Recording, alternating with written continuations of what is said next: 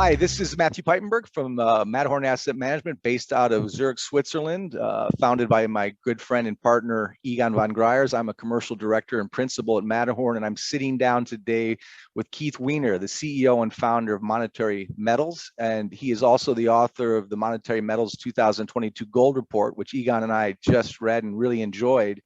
And I think right out of the bat, one of the things we really like, Keith, is you have a very unique and I think sound understanding of what gold really is. And for many investors and pundits, gold is many things. It's certainly not a risk asset. It's not a stock or a bond. It's also not a typical commodity. It's not even a typical metal. It's a monetary metal. And you have written about gold is frankly misunderstood. And in a lot of ways, people think about gold in the wrong way. And I'd like to ask you, what do you think is the right way to think about gold, and how does that tie into the unique service that Monetary Metals was kind of a paid-to-own service? Well, thank you for the introduction, Matt. You mentioned gold is different from other metals, different from all other commodities in, well, a number of regards. But by and large, we have virtually all of the gold mined in 5,000 years of human history. Mm-hmm. That the value of the next unit. So far, for 5,000 years, this is held. The value of the next unit is the same as the value of the previous unit. Mm-hmm. Now, if you think about it, that's what you should expect to see in money. Mm-hmm. That's how money should behave. Mm-hmm. That it doesn't matter, rich or poor, it's always nice to have more money, which is not true for water, for lumber, for copper, for cotton, let alone anything perishable like oil, food. There's a point at which you don't want anymore. Right. And so people should think of gold as money, not as an investment, not as something that goes up. So, so people think, well, buy gold is going to go up. We, accept gold from investors. We put it out into productive businesses. We pay interest on that gold in gold. So again, money is not something that you buy and sell to make a profit in terms of some non-money unit. Money is something you invest to get a return in money. Right. And so we had a gold bond, the first gold bond since 1933 that we're aware of, denominated in gold, principal and interest paid in gold, matured in, I think it was September.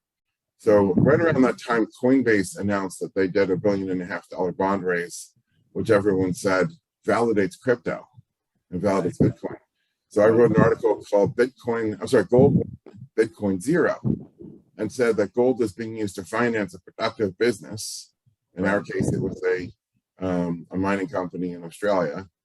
And Bitcoin, the leading public crypto company, when needed to, capital for growth and expansion, borrowed dollars. People say that the borrowing of dollars validates crypto and finance. Well, you missed. Anyways, Bitcoin can't be used in finance because it's promised to go up, right? Right. So for Bitcoin, people, going up is a feature, but imagine borrowing something that's going to go up. So you want to buy a $400,000 house, you take out a $400,000 mortgage, and in 5 years, your mortgage is promised to be $400 million. Correct. You'd be growing. The debt levels at the corporate household, of course, even sovereign levels, are so distorted, so profoundly distorted. And again, this goes back to 2 or 3 of your points that kind of all coalesce in the sense, measuring your portfolio, measuring the value of your kilo bar, measuring the value of your balance sheet, measuring the value of your checking account by a fiat currency, by a dollar, by a Bitcoin, by a Ethereum coin, by any crypto or any other form of quote unquote money. Those are those constantly moving ships. It's that lighthouse of gold in the distance that stays consistently what it always is and always has been and always will be. The world still wants to measure, as you said, even its gold bar price by a dollar or by a euro or by a kroner or by a ruble, although you can't get that now online. You can't even find the ruble price. All these distortions driven by low rates, driven by the need to create more, to offer more at lower and lower rates, to expand an increasingly discredited money supply and in whatever the currency, whatever the zip code, whatever the country code, has not changed. It seems to be getting more and more desperate, more and more insane, and of which case that low interest rate is just one other form of distortion. When you combine artificially repressed interest rates with increasing money supply, but as you said, gold will always be money. It will always be a monetary metal. Everyone else is trying to find a way to find its value in there. And I have written, and I'd really love to get your opinion because you've already touched upon, you're flirting with it already, but you've touched upon it brilliantly in your report. there's been a very emotional debate about cryptos in general, or Bitcoin versus gold. To me, it's not a debate at all. It's not a debate. It's two very different asset classes. It's not even apples to oranges. It's totally different, and yet it's emotional. There are many who have almost a evangelical faith in Bitcoin. I and Egon and many others certainly applaud the middle finger that Bitcoin gives to central bank policies, to fiat currencies. Get it to the man. Yeah. I respect the intellectual argument behind it, but when you cut down to the core of the matter, and I think you made a very brilliant distinction between a pyramid scheme and a Ponzi scheme. And when you were talking about gold versus Bitcoin, talk a little bit more about this low interest rate environment and how Bitcoin, or cryptos, are more like a pyramid scheme. And once you hit max price, there'll be mass sell-offs. In other words, describe Bitcoin or cryptos versus, say, something real like gold in a way that I think even crypto fanatics could understand without getting emotional. If that's it's a large question. So the first thing I want to touch on is the low interest rate environment. So there's a universal human need to be able to accumulate savings. We have X number of working years that were given to us on this earth, and towards the end, we know that we're still going to continue living for a while, but we get into senescence and we don't want to work anymore, or can't work anymore, and so we need to accumulate savings. Normally, in a normal world, you do that by earning interest, and it's the compounding of interest. I started my career in 1990, and the standard advice at that time was set aside 10% of your salary, put it in bank CDs. By the time you turn 65, I don't remember whatever the magic number was, $1.5 million or something like that, would be enough to retire on. And what was interesting was, of that $1.5 million, like 85% of it was the compounding of the interest. Right. And only 15% of it was the set aside of your salary. Right. And so we've now taken that away. The central banks have waged a war on interest. They've won. It's all over. Each country is in a different place. We're all on the same trajectory. Right. But the need is still there. So people turn to speculation as a surrogate for investment or savings. And the problem is, it should be obvious. And yet, I'd say the entire Bitcoin movement has built this intellectual edifice for the purpose of denying this plain fact, which is whole generations can't get rich by speculating. Right. That there's this pyramid aspect to it, that who buys first and sells first, does well, and then he might complain because it went up after he sold, but he has no real complaints because he put in 1 and he got back 5. But in investing, the profit comes from you're financing something productive, and the profit comes from that production. Right. In speculation, you're forking over your capital, your wealth, to somebody else who can spend it, in expectation or hope that somebody else will fork over even more of his life savings to you, and then when you get out, there's like a prodigal society as being. And this was Keynes. I thought about John Maynard Keynes. This was his vision for how to destroy the capitalist order, drive the interest rate to zero, asset prices go to infinity, and all that speculation on asset prices, society consumes the capital that it inherited from a previous happier era. So that's the first thing about Bitcoin, is that it's handed to you as income for you to spend. And there's something kind of good about that, the more you think about it. So then the next problem is, how do you know that you're not the guy who bought at the top? The old saying is, they don't ring the bell, when the top happens. So the same people that are saying buy Bitcoin now, it's going to go up, are the people that were telling you to mortgage your house and sell your business to buy Bitcoin at 68,000 last November. Right. And they don't know where the price is going. Clearly, I'm perfectly comfortable to admit I don't know where the price is. No. Exactly. So it's going to go. So if someone says I want to buy Bitcoin, I'm like, great speculation. Yeah. Bitcoin is obviously superior to gold, far superior to gold, at skyrocketing. Absolutely. And also a crashing. That's just it, though. To me, it's a speculator's dream. We've seen speculation. It's certainly unlike any other asset I've seen, even in the dot-com bubble where I came of age, and risk assets as an underqualified hedge fund manager in the 90s. And I've seen other bubbles. We've all seen them. We've seen them in growth stocks, tech, the .com. This time it's different. We've seen it in real estate, mortgage-backed securities. Nothing compares to Bitcoin. Not even, again, we can go to Tulip Mania, all those talks. But I think what fascinates me, by the way, not even really sure where Bitcoin came from, where its head office is, who its board of directors are. There's nothing there other than a massive platform for speculation, which again will make you richer than gold in a few years or make you poorer in a few seconds. So it's not a store of value or an alternative currency, but it's exactly what it is. It's a speculator's dream or nightmare, depending on the circumstances and the window of time we're looking at. What amazes me, and going back to this, all these distortions come from low interest rates, though, and creating an opportunity where you can't save anymore. So you're forced further and further on the risk branch to speculate in something. You get nothing even in junk bonds in inflation-adjusted yields. So Bitcoin becomes this new seductive siren against which those ships you're talking about are going to crash into the rocks at some point. At some point, gold will never be that siren that will destroy. It will ultimately get the last laugh. And I'm not saying that as a gold bug or a gold bias. It's common sense. This common sense, this historical understanding of money, this historical understanding of cycles, of bubble assets from tulips to railroads to Bitcoin. How is it that if even, as you mentioned, Keynes or von Mises, or even you can talk to Adam Smith, or you can talk to David Hume in the 1700s, any smart person who studied econ in college beyond high school, let alone a PhD level or a master's level, who works at a central bank, who has the title of an FOMC member, let alone a chairman or chairwoman, how can they not know that this is happening? How can they not know of this distortion? Of course they do. And yet they continue to do the same thing, the same definition of insanity, decade after decade, thinking they can solve a debt problem with more debt, solved for by creating more currency to buy that debt, to repress the yields on the bond prices, their own sovereign IOUs that they drink themselves, their own Kool-Aid. How do they think that's a sustainable solution? They must know it isn't. They must know it isn't. And in my opinion, because they're not stupid, they may not be ethical or moral, but they're not stupid.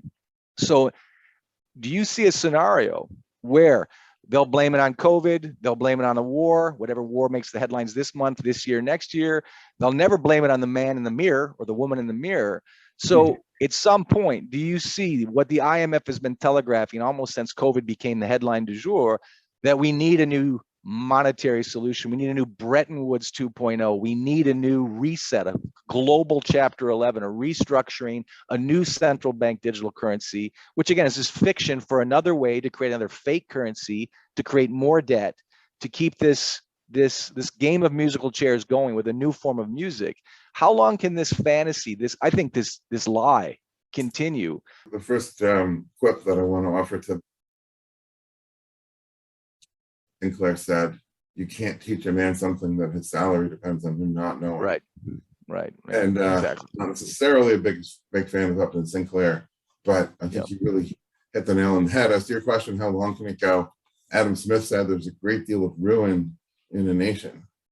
You can have this ruinous policy and it doesn't bring ruin immediately. It is depleting something. We are consuming the capital, but there's capital than people might at first glance think there is. But going deeper into that, one thing I want to touch on a little bit is I don't think they understand.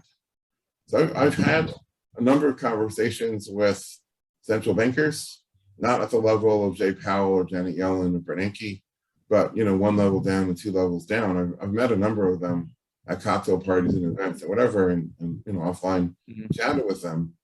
And they're smart people. I mean, to get those PhDs, they learn differential equations, they learn a lot of stuff. But I liken them to, let's say we're going to make an analogy to a race car. There's the guy that's capable of designing a new kind of engine. There's the guy who is capable of, with a conventional engine, building the CAD diagrams to, manufacture, machine it. And then there's the guy who knows how to sit in the driver's seat and operate the steering wheel and the levers and the pedals. Right. And I think that's where most of the central bankers are, as they're operators. They understand, like, if I push on this lever, this happens, and if I pull on this lever, this happens. But it goes broader than that. So I've coined a term that I really hope gets traction, and I call it the otherwise free marketers. And here I am kind of taking to task the people that are advocates for free markets. They can tell you what's wrong with food truck regulation. They can tell you if you hike minimum wage, then what you're going to do is you're going to kill the jobs of the very people that you profess to want to help. They can talk about immigration quotas as being bad and high taxes are bad and all these things. They get that.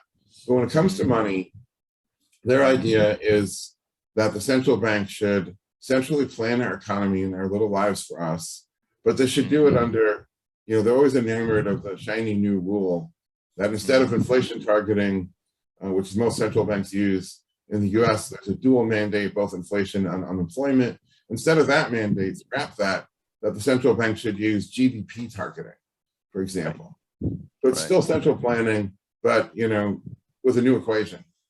Right. It's an attractive nuisance, I guess, that it's Are they Cartesian mathematicians who are missing the historical forest for the trees, in the sense, like you said, they're operators, they understand the odometer, the stick shift, the gas pedal, they understand the various mechanisms, but they're missing the larger picture here. When you get to a certain point where you're creating this much money, where debt is this much higher than GDP, that mathematically you can't grow your way out of this. How can they not see that? Well, so there's two different groups we're talking about here. There's the people that are actually running the central banks, and I really don't think they see it.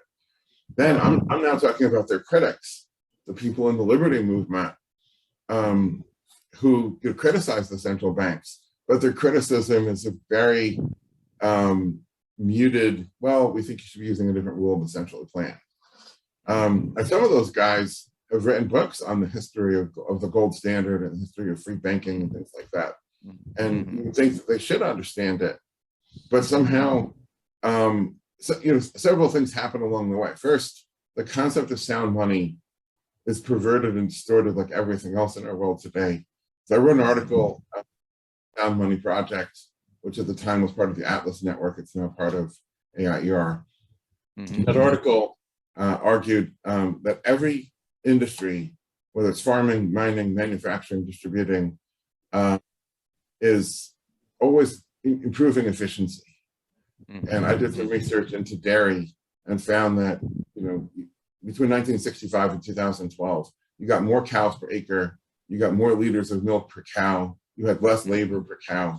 Real resources, independent of the bookkeeping unit of account, how you measured it, real resources to produce a gallon of milk, what was reduced by about 90% during that period. So production is way more efficient today than it was even in the 1960s, let alone going back historically over centuries. So suppose that across all industries, the rate of improvement and hence of price reduction was, let's say, running at about 2%. And suppose you're the head of the central bank and the president says, I want a policy of disinflation, that is neither inflation or disinflation or deflation. I want quote unquote sound money, which means I want a static price level. And suppose it were possible, which it isn't, of course, to debase the money at a corresponding matching rate in the opposite direction as industrial efficiency. And so I had a picture that I took from the Saturday Evening Post. What was the name of the Norman Rockwell had this painting called The Double Ride. So it's a woman buying a chicken, and it's on one of those stainless steel scales hanging from the chains from the above the counter, right? Yeah. And the butcher can't see her finger because there's some like butcher paper that's curled over, and she's cheating by pushing up on the scale. Now, she can't see because it's behind the meat that he's cheating and pushing down on the scale. So I asked the rhetorical question, suppose that her finger was pushing up by 3 ounces and he was pushing down by 3 ounces. Would anyone call that an honest or sound measurement of the weight of the chicken? Of course not. They're both cheating, and the fact that their cheat happened to cancel in that instance doesn't validate it in any way. Sounds like our CPI scale at the Bureau of Labor Statistics. It sounds like an intentional. I equated it to a fat camp where they don't measure the calories that come from beer, chocolate, or pasta. Then they give you your weight. In other words, it's just fascinating how they create a scale that's so inherently bogus that it can, when 2 + 2 = 1. And inflation as measured by the CPI is just another form of, to me, intentional disingenuous reporting. But again, it goes back to this question of trust and understanding from the high level to the mid level. If the retail investor in commodities in general, or gold in particular, or risk assets, doesn't understand these forces because they trust in some system that works, when the very architects of this system have to know better. But most people don't take the time to do the complex math, and they certainly don't take the time to do the history. And it's like Andrew Dickinson White. He founded Cornell University back in 1865. No one reads him anymore. I don't think you could find him at Barnes and Noble. He did a very interesting book that came out right before the Federal Reserve came into existence in 1910, 1913. It was on fiat money in France, just prior to the destruction of all things French in the 1790s. And if you read Andrew Dickinson White account of the French Empire, which, like America, found itself extended in too many wars, too much debt, not a lot of growth, needed a quick solution, print a little bit of money here just for a time being, very smart people in the National Assembly, good people with math backgrounds, saying this will be fine, it'll only be a couple months. It became an addiction. It went on and on. Pundits said it was a great idea. Journalists said it was a great idea. Markets ripped. Let's solve all our debt problems with more money creation. In the end, it ended in a disaster for France. It was a very similar, this was written long before QE 1-4 Operation Twist. This was written in 1910. It was written before Jekyll Island. Yeah, that was in the 1790s in France. And today, I see a very similar thing where the math can be a little complicated for some people. The futures curve, I get it. For some, they're not going to take time to look at that. Maybe the central bankers don't want to look at that. Maybe they do want to look at that. But history never, like gold, lies. It does rhyme, as Mark Twain said, like the National Assembly in France, like the Federal Reserve today, or the UCB, or the European Union in Brussels. So much self-interest and ignorance, and out of sight, out of mind, missing the wins and the surprises and the warnings of history, or missing that lighthouse that you talked about at the very beginning. The obvious thing is you can't create fake money over and over, force interest rates down, encourage more debt, encourage more fake money to pay for that debt, and sustain your monetary system.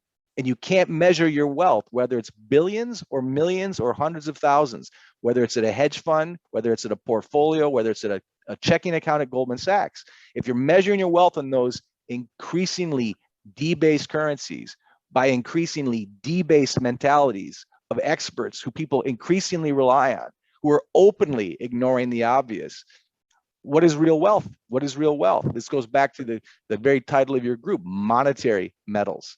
I'm sorry, it's not a gold bug thing. It's for the last 5,000 years, and long after Bitcoin is a memory, it'll still be gold. And people think that's bias. They think that's pushing a gold bug agenda. It's just history and math. And I think if more investors understand history and math, don't wait for the central bankers or your experts, your elected officials to understand. Trust me, Biden, Harris, not even Trump. No one understands math anymore who's leading the systems that we're in. So it doesn't bode well. The analogy I use, Keith, always is, look, you and I can sit down and start one martini at lunch and another one by the afternoon, and by dinner, a few more. We can have a few nights of martinis if we keep the martinis and maybe a Bloody Mary coming. But eventually, no matter how much we have learned to drink martinis, we're going to have a hangover. Right now, we keep postponing the hangover. And again, it's not gloom and doom. It's not sensationalism anymore. I think we're way past this. What amazes me is there's still this, going back to this idea from the very beginning, there's still a trust that some expert somewhere knows better, that the IMF and the reset, or the global central bank digital currency, something will always save us. And what I think is happening, I'm curious to get your opinion on this, is it's already falling apart. Because when you look at history and math, not just applied mathematics, not just contango, not just smartness on the SAT or the futures curve, but when you look at the combination of history and math and common sense, which everyone has, the emperor really has no clothes. But when systems collapse from ancient Rome to Weimar Germany to Venezuela to 18th century France, And it was a classic example, very, very similar parallels to what's happening in America. France was the great empire then, America is today. It no longer was then, it no longer is today. As every regime from the 1930s to the 1790s starts to fall apart, it leads more and more towards autocracy, dishonesty, censorship. I'm not going to get into a political conversation, red or blue or purple. It is irrelevant. As desperate systems begin to fall apart, individual civil liberties, freedom of the press, freedom of movement, freedom of expression from Canada to the Kiev starts to change. These things are the various things we saw happening as systems started to collapse in prior historical moments in time where debt was this high, fake currencies were this familiar, and the notion that some expert somewhere in the National Assembly of 1790 France or the US Senate or the Fed today is smarter than you when they're clearly not. And so, again, unfair question, Keith, but how does it all end? We know it doesn't end well. It's none of us are going to time it. We're already seeing the symptoms of the system cracking. What are the solutions? What can a retail investor, middle class to 1% do? Again, our view is gold. Your view is gold, I think, to common sense extent. But I mean, without trying to time it, which is a mug's game, how does this end well? I don't see it. And again, that's not to create sensational drama. It just simply can't end well. So either we change trajectory or it ends horribly. And to give some, so when it collapses, it's going to be horrific. And I think the closest real historical example we have is 476 AD, the collapse of Rome. Very, very few people have any connection to food production anymore. Food production is done by a very tiny number of people with huge industrial scale equipment. And if we're talking about the collapse of industrial scale production, that's going to be a collapse of not only food production, but also food distribution. I live in Phoenix, which is a desert. There's no water without electricity. Should we fail to produce energy, there's no water. This is a killing zone. Right. So it's always better to have gold than not in a situation like that. I know somebody whose family escaped Hungary in 1956 ahead of the Soviet tanks. They got to the border, and there was some guard unit there, with the machine guns and the whole thing. The father took off his gold watch and handed it to the little commander. That guy said, "I'm going to take my men on a patrol that way. I'll be back in 15 minutes. You better not be here. We'll shoot you." And then the Austrian border is that way run. And so they literally ran across the border into Austria. And then from there, got to America. And but that said, I think that rather than planning to survive it and say, I've got my guns and my gold and my ammo, I want to try to avert this. That's the mission of Monetary Metals. All right, Keith. Well, enjoyed talking with you, and we'll look forward to another chance. And good luck with Monetary Metals. We're really excited for you. All right. Thanks so much. Okay, buddy. Bye-bye. Take care.